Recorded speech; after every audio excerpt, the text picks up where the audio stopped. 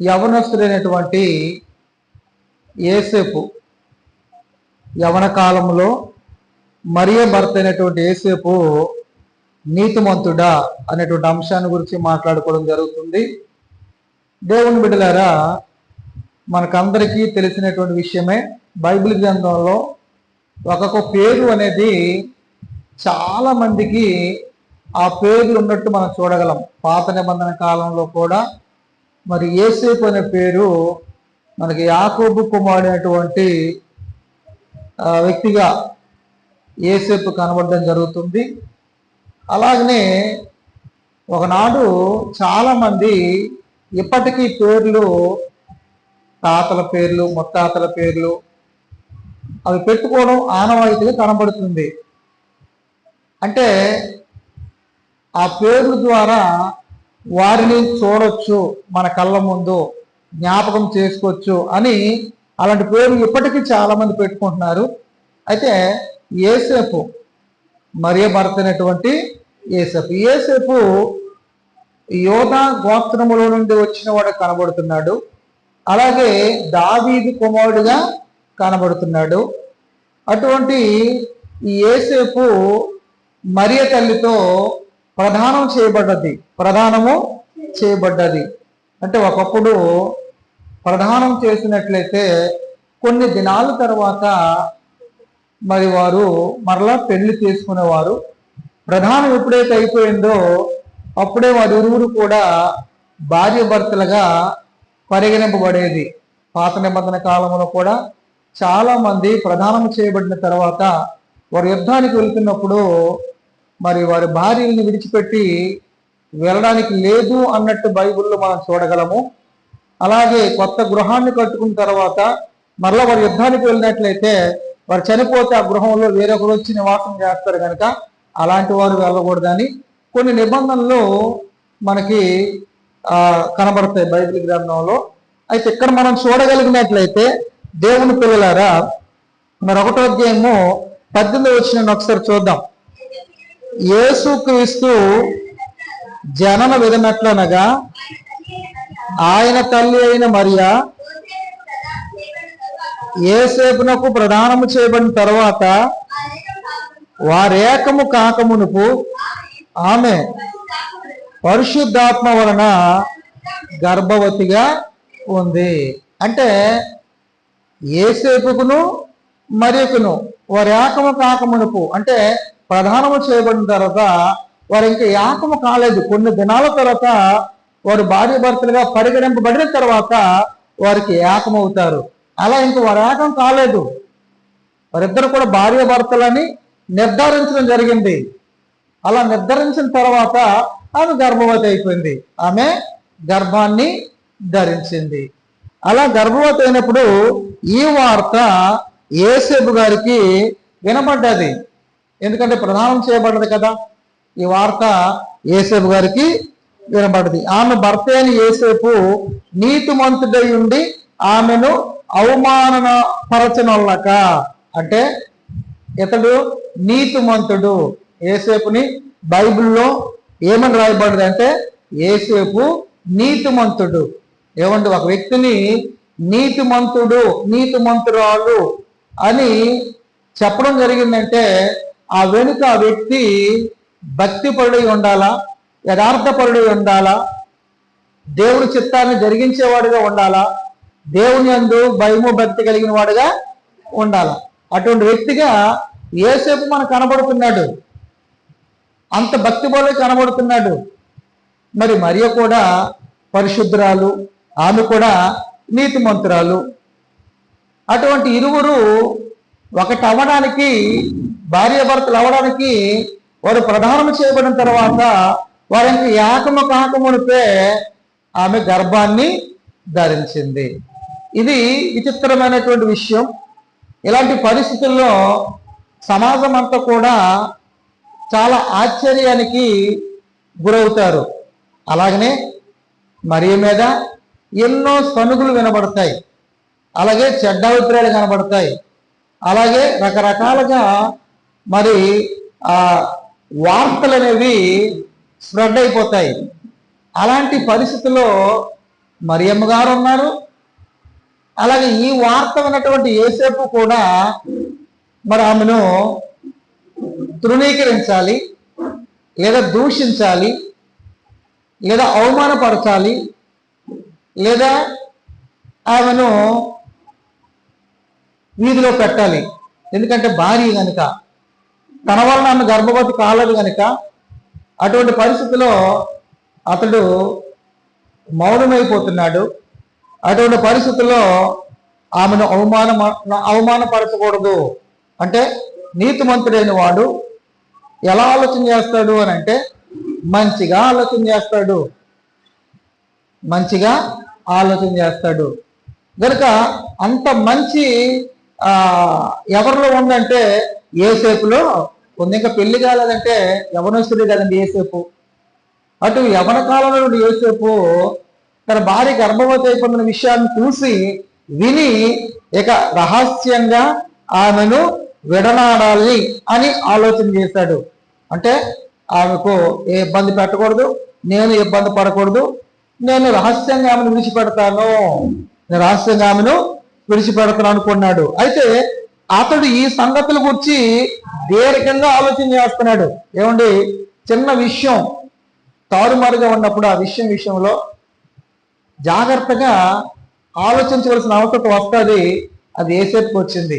ఎవరేమనుకుంటారో, ఏం జరిగింది, ఏంటి విషయము, ఆమె గర్భవతి అయింది, ఆమె ఎలా గర్భవతి అయింది మరియా అని విడిచిపెట్టాలని రహస్యంగా ఆలోచన చేస్తూ మరలా ఆయన ఆ విషయమై, ఆ సంగతుల విషయమై, ఏ సంగతులు, ఆమె గర్భవతి అయిందని ఆ సంగతుల గురించి బాగా దీర్ఘంగా ఆలోచిస్తూ ఉండగా ఇదిగో ప్రభు దూత స్వప్నమందు అతనికి ప్రత్యక్షమై, ఈ విషయము దేవునికి అర్థమైపోయింది. ఈ విషయము దేవునికి అర్థమైపోయింది. దేవుడు తన దూతను పంపించాడు. ఆ దూత వచ్చి ఆ యొక్క యోసేపుకు ప్రత్యక్షమై, దావీదు కుమారుడైన యోసేపు, దావీదు కుమారుడైన యోసేపు, నీ భార్య అయిన మరియను చేర్చుకున్నట్టుకు భయపడకము. అంటే భయపడుతున్నాడు. దేనికి భయపడుతున్నాడు?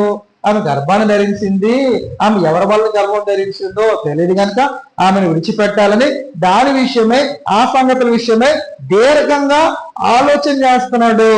అప్పుడు దేవుడు మొట్టమొదటిసారి ప్రత్యక్షమై, దేవుడు మొట్టమొదటిసారి దూత ద్వారా, దూత ప్రత్యక్షమై ఒక విషయాన్ని తెలియజేయడం జరుగుతుంది.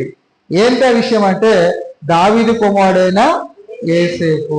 అంటే దావీదు గోత్రముల నుండి, యోధా గోత్రముల నుండి యోసేపు వచ్చినట్టు, అలాగే యోసేపు లేదా మరియ గర్భము నుండి వచ్చినటువంటి యేసుక్రీస్తు కూడా యోధా గోత్రపు సింహము వలె ఆయన లోకానికి వచ్చినట్టు మనము చూడగలము. అటువంటి పరిశుద్ధులైన యేసుక్రీస్తుకు తండ్రిగా యోసేపు కనబడుతున్నాడు. నవమాసాలు మోసి కని పెంచినటువంటి తల్లిగా మరియ కనబడుతుంది. అయితే ఇక్కడ విషయం ఏంటంటే ఆమె గర్భవతి ఎలా అయిందంటే పరిశుద్ధాత్మ ద్వారా గర్భం ధరించింది. అంటే ఏ మనుషుల ప్రమేయం లేకుండా పరిశుద్ధాత్మ దేవుని వలన ఆమె గర్భవతిగా అయ్యింది. ఈ వార్త దేవదూత ద్వారా దేవుడు యోసేపుకి తెలియజేశాడు. ఆమె కుమారుని గంటది, తన ప్రజలను వారి పాపం నుండి ఆయనే రక్షిస్తాడు కనుక ఆయనకి యేసు అని పేరు పెట్టాలి. అంటే ఈ వార్త దేవుడు దూత ద్వారా ఎవరికి తెలియజేస్తున్నాడు? యోసేపుకు తెలియజేస్తున్నాడు. మరి అప్పటికే ఆయన ఎన్నో విధాలుగా ఆలోచనలో ఉన్నాడు. మరి ఆ విషయంలో దీర్ఘంగా ఆలోచన చేస్తున్నాడు.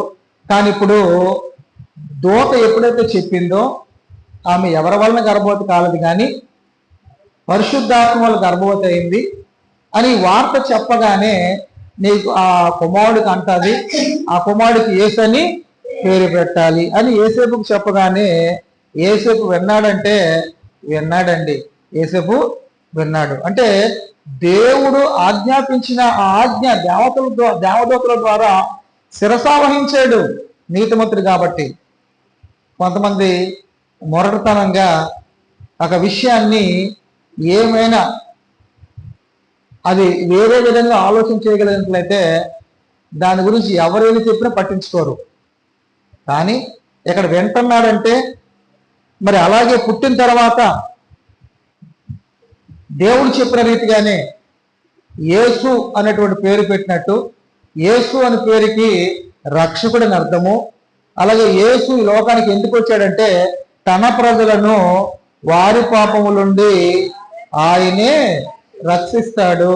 అంటే ఈ భూమి మీద ఎంతమంది అయితే ఈరోజు కోటాను కోట్ల మంది మనుషులు పుట్టుకొస్తున్నారో వారందరినీ రక్షించడానికి యేసుక్రీస్తు లోకానికి 2000 సంవత్సరాల క్రితము ఆయన మనుషుల ప్రమేయం లేకుండా, స్త్రీ పురుషుడు ప్రమేయం లేకుండా ఒక ప్రత్యేకింపబడిన వాడిగా యేసుక్రీస్తు లోకానికి జన్మించాడు. ఈరోజు అందరూ కూడా స్త్రీ పురుషుల కలయిక ద్వారా ఈ భూమి మీద పుట్టుకొచ్చారు. కానీ యేసుక్రీస్తు యొక్క పుట్టుక అలా లేదు. ఒక స్త్రీ గర్భం, ఒక మరియ తల్లి గర్భం ఆయన జన్మించడానికి దేవుడు ఏర్పాటు చేసుకున్నాడు. పురుషుల ప్రమేయం లేకుండా పరిశుద్ధాత్మ ద్వారా ఆమె గర్భాన్ని ధరించింది. ఆయన పరిశుద్ధుడిగా ఈ భూమి మీదకి వచ్చాడు.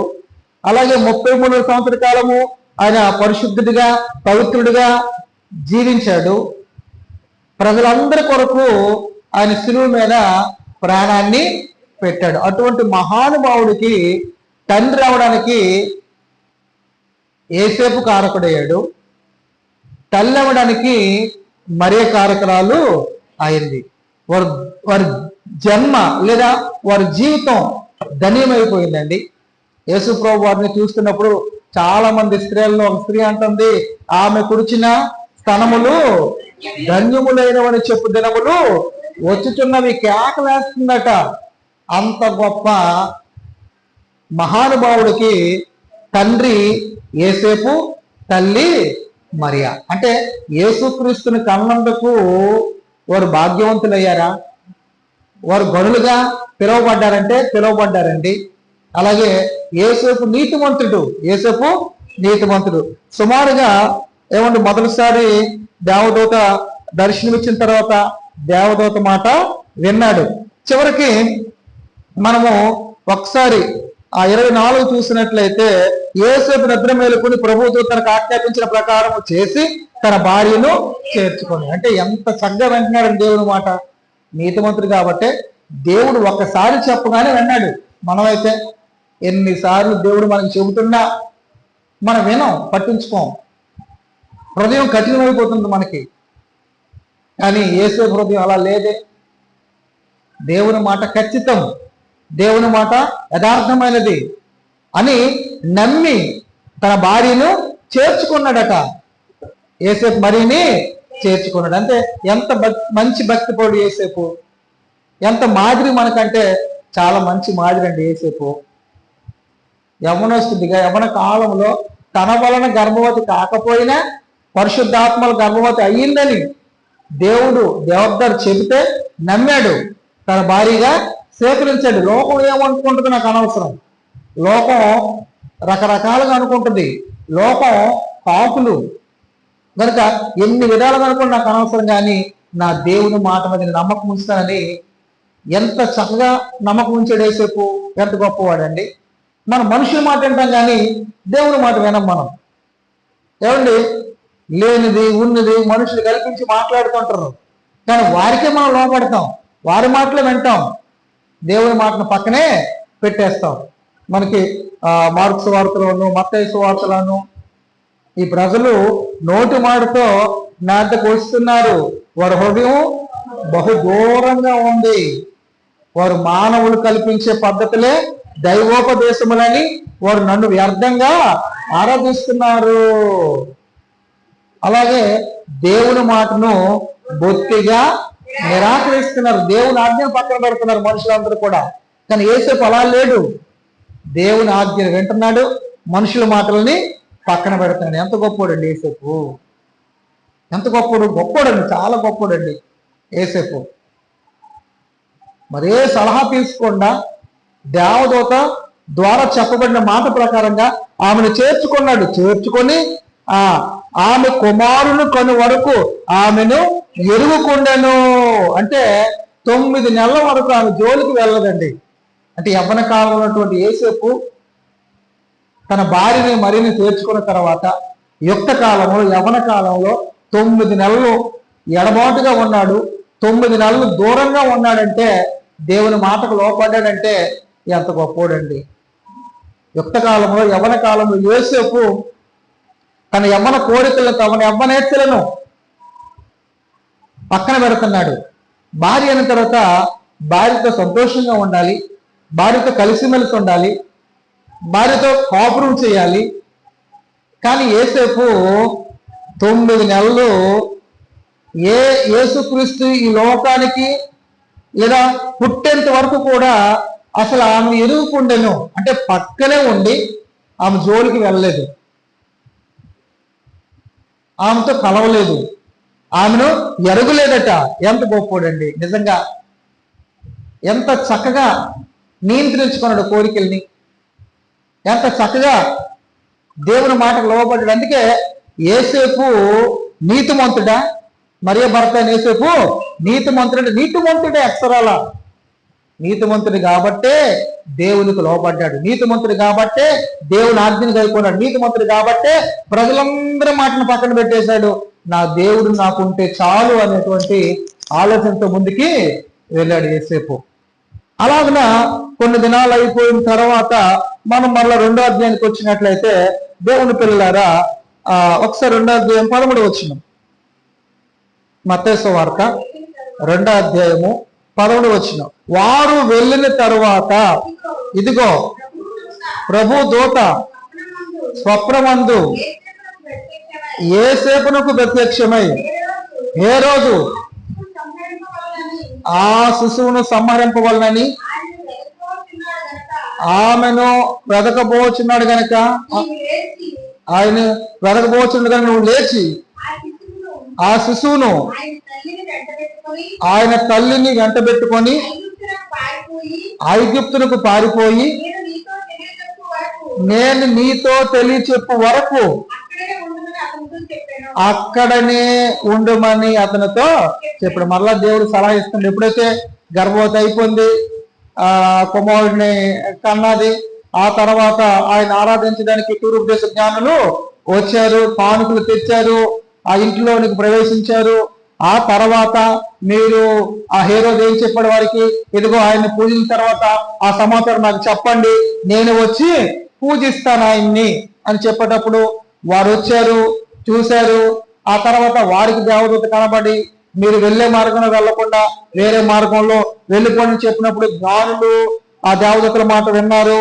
అలాగనే ఆ తర్వాత ఈ వార్త యోసేపుకు మరియు దేవుడు దేవదూత ద్వారా చెబుతున్నాడు. ఏం చెప్తున్నాడు అంటే, ఇదిగో హేరోదు చంపాలని ప్రయత్నము చేస్తున్నాడు, నువ్వేం చేయాలంటే ఆ శిశువును ఆయన తల్లిని వెంట పెట్టుకొని ఐగుప్తునికి పారిపోవాలి. అంటే ఇప్పుడు యెరూషలేములో బెత్లెహేము నుండి ఎక్కడికి వెళ్ళమంటున్నాడు, ఐగుప్తు దేశానికి వెళ్ళమంటున్నాడు.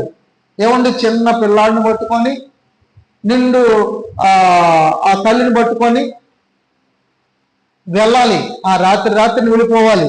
వెళ్ళిపోని చెప్పినప్పుడు వెంటనే దేవుడు చెప్పిన మాట ప్రకారంగా, ఆ దూత చెప్పిన మాట ప్రకారంగా అప్పుడు అతడు లేచి రాత్రి వేళ శిశువును తల్లిని తోడుకొని ఐగుప్తునకు వెళ్ళి అక్కడ నివాసం చేసినట్టు మనం చూడగలం. అంటే ఒకసారి దేవుడు ముందు చెప్పాడు, విన్నాడు, నీ భార్యను చేర్చుకోమని. ఆ పుట్టిన తర్వాత ఇదిగో హేరోదు చంపాలని ప్రయత్నం చేస్తున్న శిశువును కనుక ఆ శిశువును ఆ తల్లిని తీసుకొని నువ్వు ఐగుప్తు దేశానికి వెళ్ళిపోవాలని చెప్తే ఆ రాత్రి వేళే వాయిదా వేయలేదండి. ఆ రాత్రి వేళే ఆ క్షణమే ఎప్పుడైతే దూత చెప్పిందో వెంటనే మరో దేశానికి వెళ్ళిపోతున్నాడండి. యెరూషలేము నుండి ఐగుప్తు దేశానికి వెళ్ళిపోతున్నాడు చిన్న పిల్లాడిని పట్టుకొని.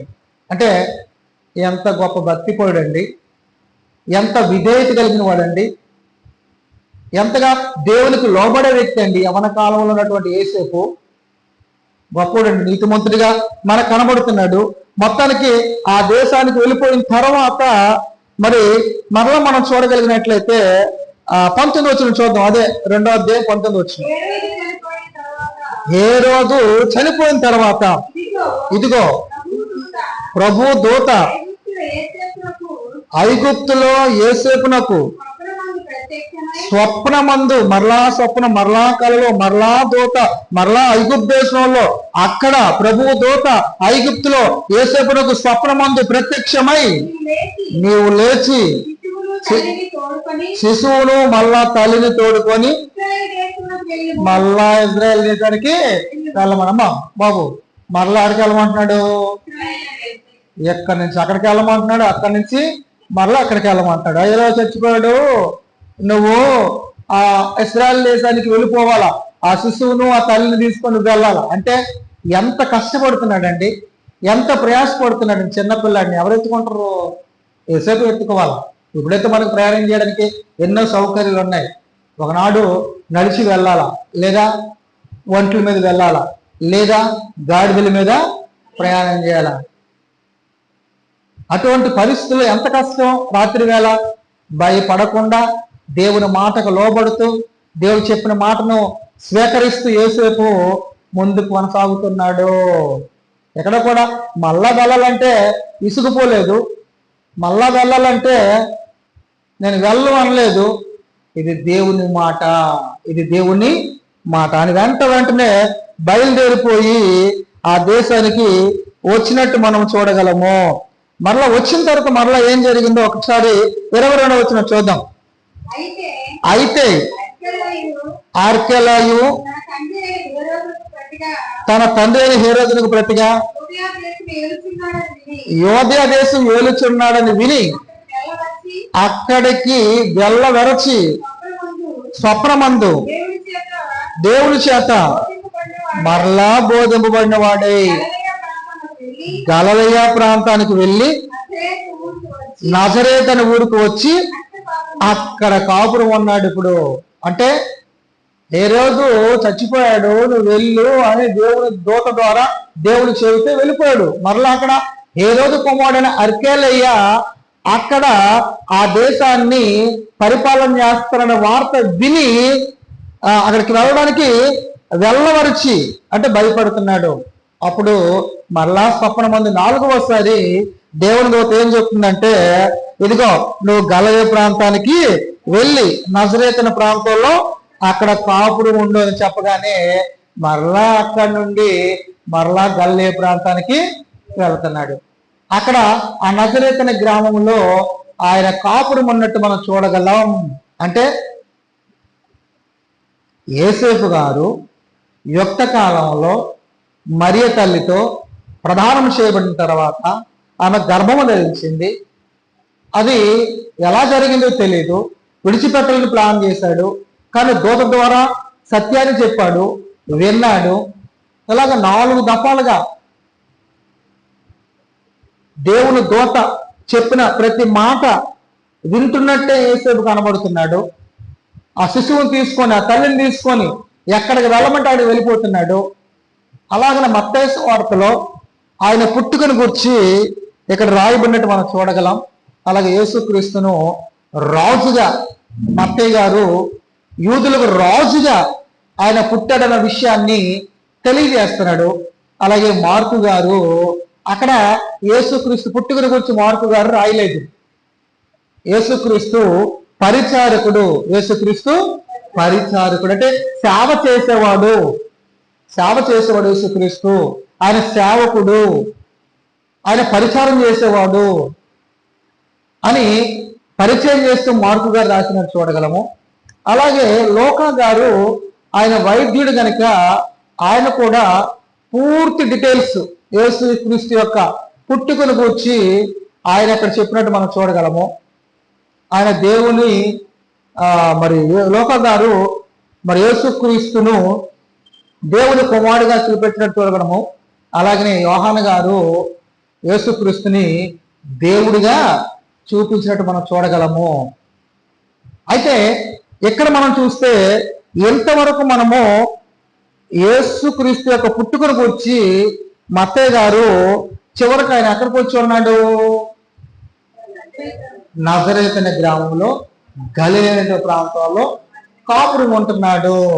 అంటే మరి అక్కడ కాపురం ఉంటున్న తర్వాత ఏం జరిగిందో ఒకసారి మనము లోకాసు వార్త కొందాం. లోకాసు వార్త 2వ అధ్యాయము 4వ వచనం. లోకాసు వార్త 2వ అధ్యాయం 4వ వచనం. యోసేపు 2వ అధ్యాయము 4వ వచనమా? ఆ యోసేపు దావీదు వంశములోను గోత్రములోను పుట్టినవాడు. యోసేపు దావీదు వంశంలోను దావీదు గోత్రములోను పుట్టినవాడు గనుక తనకు భారీగా ప్రదానం చేయబడి గర్భవతి వెళ్ళిన మరియతో కూడా ఆ సంఖ్యలో వ్రాయబడ్డకు గలీలాలో నుండి నజరేతులో నుండి యోధ్యాలోని బెత్లెహేమునకు దావీదైన ఊరికి వెళ్ళాడు. మరలా ఈ గలిలయలో ఈ నజరేతులో నివాసం చేస్తున్నటువంటి ఈ యొక్క యోసేపు ప్రజా సంఖ్య వ్రాయవాళ్ళని ఆ కైసరు ఆగుస్తు వలన ఆజ్ఞ అయినప్పుడు ఆ ప్రజా సంఖ్యలో వ్రాయబడడానికి మరియ గారు యోసేపు గారు యేసుక్రీస్తుని మరలా పట్టుకొని వారి సొంత ప్రాంతమైనటువంటి యోధియాలో బెత్లెహేము అనేటువంటి గ్రామానికి దావీదు ఊరికి వెళ్ళాడు. ఇక్కడ చిన్నప్పటి నుండే చాలా ప్రయాసపడుతున్నాడు. చిన్నప్పటి నుండే చాలా కష్టపడుతున్నట్టు యోసేపు చిన్న బిడ్డను తీసుకొని ప్రయాసపడుతున్నట్టు మనకు కనబడుతుంది. ఎన్ని ప్రయాణాలండి! అక్కడి నుండి అంటే అక్కడ ఇంచుమించుగా 4-5 సార్లు ప్రయాణము చేస్తున్నట్టు మనకు కనబడుతుంది. బెత్లెహేములో నుంచి ఐగుప్తుకి, ఐగుప్తులో నుండి మరలా బెత్లెహేముకి, మరలా అక్కడి నుండి మరలా అక్కడ గలిలయకి, మరలా గలిలయలో నుండి నజరేతు నుండి మరలా దావీదు అనబడినటువంటి ఊరికి ప్రజా సంఖ్య రాయించడానికి మరలా వెళ్తున్నాడు. అంటే ఎంత యేసుక్రీస్తు చిన్నవాడిగా ఉన్నప్పుడే ఇన్ని ప్రయాణాలు చేస్తూ విసుగుపోకుండా ముందుకు వెళ్ళిన వాడిగా యేసేపు కనబడుతున్నాడు. అంటే కుటుంబంలో బాధ్యత కలిగిన వాడిగా ఉన్నాడు. ఏమండి, భార్యని ప్రేమించేవాడిగా ఉన్నాడు. అలాగే కుమారుణ్ణి చాలా చక్కగా యేసుక్రీస్తుని నడిపిస్తున్న వాడే కనబడుతున్నాడు. ఒక భద్రత కలిగిన వాడే కనబడుతున్నాడు. నీతిమంతుడు కదండి, పరిశుద్ధుడు కదండి యేసేపు. గనుక అక్కడ మనం చూసినట్లయితే మరి అంతా మనకి తెలిసిన విషయమే. మరి లోకాసు 4 నుండి 7 వచనాలు చూసినట్లయితే మరి అక్కడ ఉన్నప్పుడు ప్రసవ దినములు ఉండేది కనుక తన తొలిచూలు కుమారుని కానీ పొత్తుగోరుతో చుట్టూ సత్రంలో స్థలం లేదన్నా ఆయన పశువుల తొట్టులో కోరిన పెట్టాడు. అంటే యేసుక్రీస్తు పుట్టక మునిపే ఈ విషయాలు ఇక్కడ జరుగుతున్నట్టు మనకి కనబడుతున్నాయి. ప్రజా సంఖ్య రాయబడినప్పుడు ఇంకా యేసుక్రీస్తు అక్కడ జన్మించలేదు.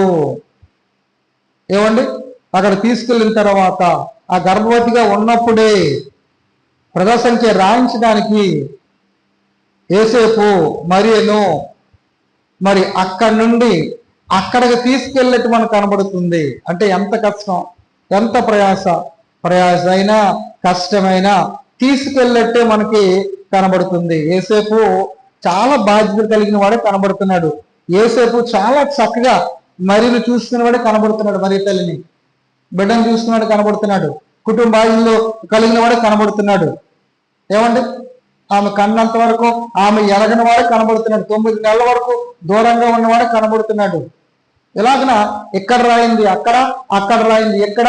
బైబిల్ అందుకే ఒకే దగ్గర పూర్తి బయట దేవుడు రాయించకుండా వాటిని బాగా తెలుసుకోవడానికి, బాగా అవగాహన కలిగి మనం నేర్చుకోవడానికి, దేవుడు కష్టపడడానికి ఈ గ్రంథాన్ని దేవుడు మనకి ఇచ్చాడు. కనుకనే మనం దినదినము దేవుని వాక్యంలో ముందుకు వెళ్ళవలసిన అవసరం ఉంది, తెలుసుకోవలసిన అవసరం ఉంది, నేర్చుకోవలసిన అవసరం ఉంది, ధ్యానించవలసిన అవసరం కూడా మనకి ఉంది. అయితే మనం ఇంతకీ మరి యేసుక్రీస్తుని గురించి పుట్టిన తర్వాత వారు ఆ శిశువుని తీసుకొని ధర్మశాస్త్రం ప్రకారంగా 8వ దినాన్న సున్నత చేయాలి కనుక వారు దేవాలయానికి వెళ్ళి సున్నత చేయించినట్టు మనం చూడగలము. మరి ఆ గర్భఫలాన్ని లేదా బిడ్డను దేవునికి ప్రతిష్ఠించాలి ధర్మశాస్త్రం ప్రకారంగా, అలా ప్రతిష్ఠించినట్టు మనం చూడగలము. అలా చేసిన తరువాత మరి అక్కడ ఆయన గురించి కొన్ని విషయాలు చెప్పేటప్పుడు వారు ఆశ్చర్యపడబడినట్టు మనం చూడగలము. చివరికి మరలా వాడు ఎక్కడికి వచ్చారు అని అంటే 39లో, అంతటా వాడు ప్రభు ధర్మశాస్త్రం చొప్పున సమస్తమును తీర్చిన పిమ్మట, అంటే ధర్మశాస్త్రం చొప్పున యేసేపు నడుస్తున్నాడా? మరి నడుస్తుందా అంటే నడుస్తున్నారు. బిడ్డ పుట్టిన తర్వాత కూడా ధర్మశాస్త్రంలో ఏదైతే రాయబడ్డాదో, యూదులకు ఏదైతే దేవుడు చెప్పాడో అదంతా నెరవేరుస్తున్నారు. అంటే ఎంత చక్కగా ధర్మశాస్త్రాన్ని అనుసరించిన వ్యక్తిగా యేసేపు కనబడుతున్నాడు. అంటే నీతిమంతుడు గనుక, ఎప్పుడైతే పరిశుద్ధుడు గనుక, ఎప్పుడైతే దేవుడికి లోబడేవాడు గనుక, దేవుని యొక్క దూత చెప్పిన ప్రతి మాట వింటున్నాడు. అలాగే ధర్మశాస్త్రాన్ని పాటిస్తున్నాడు యేసేపు. అంటే ఎప్పుడు ఇతను యుక్త కాలములో, యవ్వన కాలములో ఇతడు నడుస్తున్నట్టు, అలా చేస్తున్నట్టు, అలా పాటిస్తున్నట్టు మనకు కనబడుతూ ఉంది. మొత్తానికి ఏదైతేనేమి 2వ అధ్యాయం 39లో మనం చదివిన ఆ మాటలను బట్టి సమస్తము నెరవేర్చిన వాడుగా కనబడుతున్నాడు. అలాంటి పరిస్థితుల్లో యేసేపు చక్కగా వారి కుటుంబం, మరియ తల్లి, అలాగే బిడ్డ, వారు తర్వాత ప్రతి సంవత్సరం ఆయా యెరూషలేముకి ఆ పండగ ఆచరించడానికి వెళ్ళడం, ఆ పండగలో యేసుక్రీస్తుని మర్చిపోవడం, తద్వారా మళ్ళా 3 రోజులు ప్రయాణం చేసిన తర్వాత మళ్ళా ఆయన దొరికాడు. ఎక్కడ దొరికాడు? దేవాలయంలో దొరికాడు. మీరు ఎవరు నన్ను వెతుకుచున్నారు? నేను నా తండ్రి పనుల మీద ఉండవాలని మీరు ఎరుగరని చెప్తే అప్పుడు ఆ సంగతి వారు గ్రహించలేకపోయారు. వారికి అర్థం కాలేదు. యేసుకు చెప్పిన మాట వారు గ్రహించలేదు, వారికి అర్థం కాలేదు. ఆ తర్వాత మళ్ళా కొన్ని సంవత్సరాల తర్వాత, కొన్ని దినాల తర్వాత ఏమండి మరి ఆయన గురించి మనం చూడగలిగినట్లయితే మత్తయి సువార్త 13వ అధ్యాయంలో 55వ వచనం చివరి మాట మనం చెప్పేసి ముగించుకుందాం. మత్తయి సువార్త 13వ అధ్యాయము 55వ వచనం ఒకసారి. ఇతడు వడ్లవాని కుమారుడు కాడా? ఇతని తల్లి పేరు మరియ కాదా? యాకోబు, యేసేపు, సీమోను, యోధాను వారు ఇతని సోదరులు కారా? అంటే ఇక్కడ యేసుక్రీస్తు అప్పటికే జ్ఞానముతోనూ, యేసుక్రీస్తు ఏమండి ఆ శాస్త్రుల మధ్యను, పరిసర మధ్యను, సమాజం ఎదుటిను ఆయన బోధ చేస్తుంటే అందరూ ఆశ్చర్యపడిపోతున్నారు. ఇతనికి ఎక్కడి నుండి జ్ఞానం వచ్చింది? ఎవరికి? యేసుక్రీస్తుకి. ఎక్కడి నుండి వచ్చింది? ఇతడు వడ్లవాని కుమారుడు కాదా? అంటే యేసేపు ఏ కులానికి చెందినవాడు? వడ్లవాని కుమారుడు కాదా? అలాగే ఇతని తల్లి మరియా కాదా? అంటే మన దగ్గరే ఉన్నవాడు కదా, మన ప్రాంతంలో ఉన్నవాడు కదా. ఇదిగో అతని సహోదరులు ఇదిగో యాకోబు, యేసేపు, సీమోను, యోధాను వారు ఇతని సోదరులు కాదా? అంటే అప్పటికి ఏమంటే అతను యవనస్తుడు అయిపోయాడు. ఎవరు? యేసుక్రీస్తు. అప్పటికే 30 సంవత్సరాలు దాటిపోయింది ఆయన. ఇక దేవుని పనిలో ఆయన ముందుకు వెళ్తున్నాడు. ఆయన అనేకులు స్వార్థ ప్రకటన చేస్తున్నాడు, అద్భుతాలు చేస్తున్నాడు, ఆశ్చర్యకార్యాలు చేస్తున్నాడు. అప్పటికి యేసేపు ఉన్నాడా? ఉన్నాడు. అప్పటికి యేసేపు తర్వాత యేసేపు చనిపోయాడు. మరి బైబిల్లో మనకి వ్రాయబడలేదు, కానీ యేసుక్రీస్తు బాప్తిసం పొంది యేసుక్రీస్తు సువార్త చేస్తూ మహాజ్ఞానాన్ని ప్రపంచానికి తెలియజేస్తున్నప్పుడు ఇతడు వడ్లవాని కుమారుడు కాదా? అంటే ఎప్పుడు చనిపోయినా మనకు తెలియదు, కానీ ఇతడు వడ్లవాని కుమారుడు కాదా? అంటే ఆ తర్వాత తమ్ముళ్ళని కన్నాడు. ఆ తర్వాత చెల్లెళ్ళు, సహోదరులు, వీళ్ళందరూ పుట్టారు. ఎవరికి పుట్టారు? యేసేపుకి, మరియకి పుట్టారు. అంటే పెద్ద సంతానమే. యేసుక్రీస్తు అయితే పరిశుద్ధాత్మ వల్ల జన్మించాడు. ఆ తర్వాత పుట్టిన వారందరూ కూడా 9 నెలల వరకు ఎరగలేదు. 9 నెలల వరకు ఆమెను ఎరగలేదు. తర్వాత ఆమెతో కాపురం చేసినట్టు మరియ తల్లితో, తర్వాత చాలా మందిని కొడుకుల్ని కాశాడు, చాలా మంది కూతురుల్ని కాశాడు యేసేపు. అంటే అలాగున మరి ఆ కుటుంబమును చాలా చక్కగా నడిపించిన వాడుగా, చాలా చక్కగా మరి దేవునికి లోబడేవాడుగా, నీతివంతుడిగా యేసేపు మనకు కనబడుతున్నాడు. యేసేపు మరియ భర్త అయిన యేసేపు. వీళ్ళలో ఎంత మంచి లక్షణాలు, ఇంత మంచి కష్టపడే నైజం, ఇంత మంచి దేవుని మాట వినే నైజం యేసేపులో ఉన్నాయి కనుకనే కుటుంబాన్ని చక్కగా చూసుకున్నాడు కనుకనే, భార్యను చక్కగా చూసుకున్నాడు కనుకనే, పిల్లలు చాలా చక్కగా చూసుకున్నాడు కనుకనే ఆ తర్వాత పుట్టిన వారు కూడా ఏమండి, యేసు తర్వాత పుట్టిన వారు గొప్ప సేవకులు అయ్యారు, సంఘానికి మూల స్తంభాలుగా మార్చబడ్డారు. అంటే అంత గొప్ప తండ్రిగా యేసేపు కనబడుతున్నాడు. అంటే దేవుని నమ్మడం ద్వారా, దేవుని మాటకు లోపడడం ద్వారా ఆ కుటుంబము, ఆ పిల్లలు ఉన్నతమైన స్థానంలో నిలబట్టి మనం చూడగలం. కనుక అటువంటి పరిస్థితులు బట్టి మనము కూడా దేవుని మాట వినేవారుగా, దేవుని మాటకు లోబడేవారుగా, దేవుని చిత్తాన్ని జరిగించేవారుగా ఉన్నట్లయితే తద్వారా మనకి మేలు, మన పిల్లలకు కూడా మేలని మీకు అందరికీ తెలియజేస్తూ ఈ మాటలు ముగిస్తున్నాను. ఈ సమయంలో